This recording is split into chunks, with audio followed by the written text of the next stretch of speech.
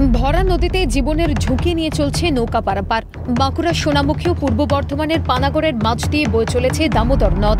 দুই জেলার খিয়া পারাপারের জন্য ভরসা রন্ডিয়া ড্যাম সংলগ্ন এলাকায় খিয়াঘাট ডিপিসি জল ছাড়ার কারণে দামোদরের জলস্তর বেড়েছে। অভিযোগ, কোনো রকম নিরাপত্তা ছাড়াই ভরা নদীতে নৌকা করে চলছে যাত্রী পারাপার। নেই কোনো লাইফ জ্যাকেট, যে কোনো সময় বড়সড় দুর্ঘটনার আশঙ্কা।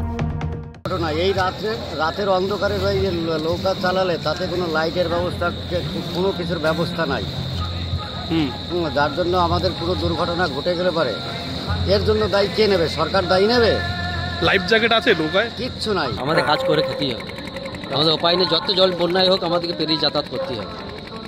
কোনো লাইফ জ্যাকেট আছে? লাইফ জায়গা তো নেই, কিন্তু উপায় তো নেই। প্রশাসন থেকে বিকেল 5:30 পর্যন্ত নৌকা চলাচলের নির্দেশ দেওয়া হচ্ছে, কিন্তু